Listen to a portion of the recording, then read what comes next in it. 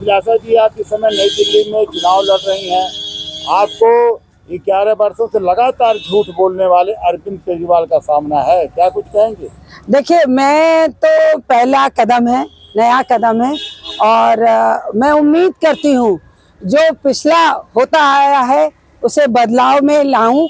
और मेरा मेन मुद्दा है कि रोजगार मिले, महिलाओं को सुरक्षा मिले, क्योंकि आप देखते हैं महिलाओं के ऊपर कई राजनीतिक दलों के अलग अलग तरीके के कमेंट होते हैं और वो महिलाओं को किस नज़र से देखते हैं उससे उस चीज़ का पता चलता है।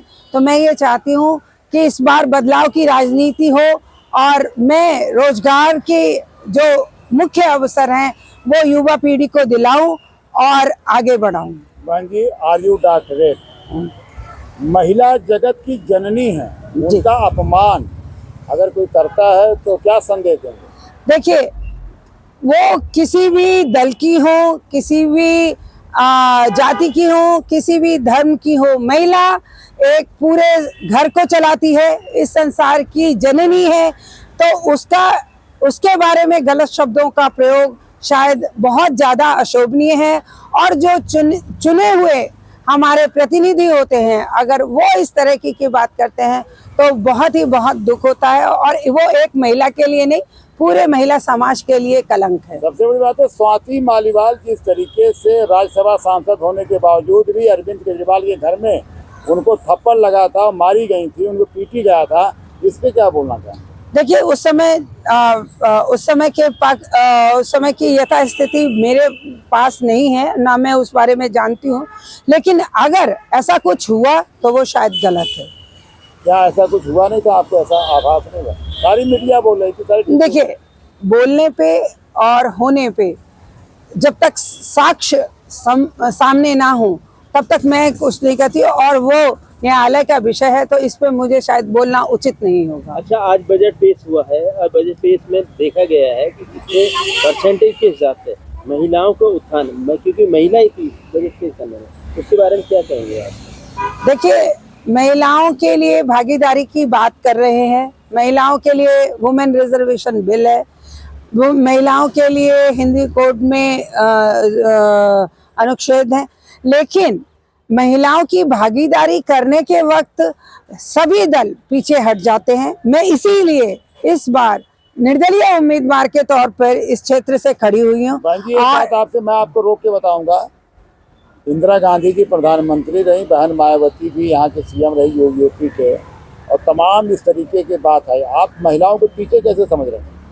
नहीं, मैं महिलाओं को पीछे नहीं समझ रही, मैं उन्हें जो मुख्य धारा में लाके और आगे की पंक्ति में खड़ा करना चाहती हूँ।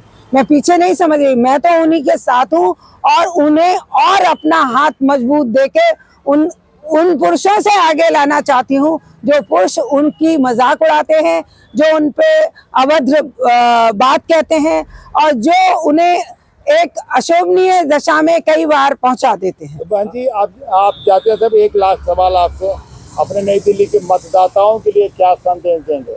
मैं नई दिल्ली के मतदाताओं के लिए एक ही बात कहूंगी, अगर आपका थोड़े से पैसों में गुजारा होता है तो उन्हीं राजनीतिक दलों को चुनिए जिन्होंने ये प्रलोभन आपको दिए हैं। लेकिन अगर आप एक अच्छी दशा, एक सही रोजगार की व्यवस्था, एक अच्छा सुनियोजित रोजगार चाहते हैं, अपने घर को आगे बढ़ाना चाहते हैं, पढ़ाना चाहते हैं, तो आपको मुझे वोट देना होगा।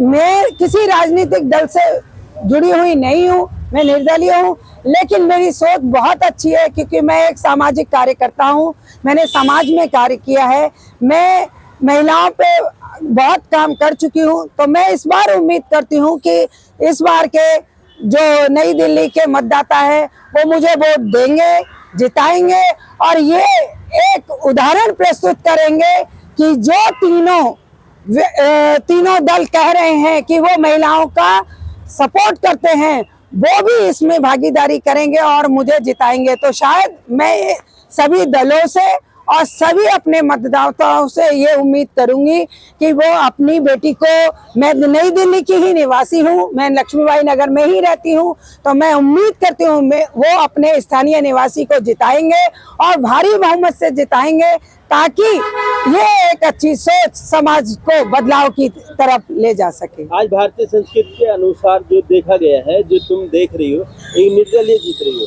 क्योंकि आम आदमी पार्टी, भारतीय जनता पार्टी और कांग्रेस पार्टी, 3 पार्टियां मैदान में है। तो उनके लिए क्या कहना चाहेंगी आज कि किसकी सरकार बननी चाहिए, किसके अनुसार किसकी सरकार आनी चाहिए? नहीं, सरकार तो मेरी बननी चाहिए, क्योंकि मैं, आप निर्दलीय हैं, सरकार आपकी कहाँ से बनेगी?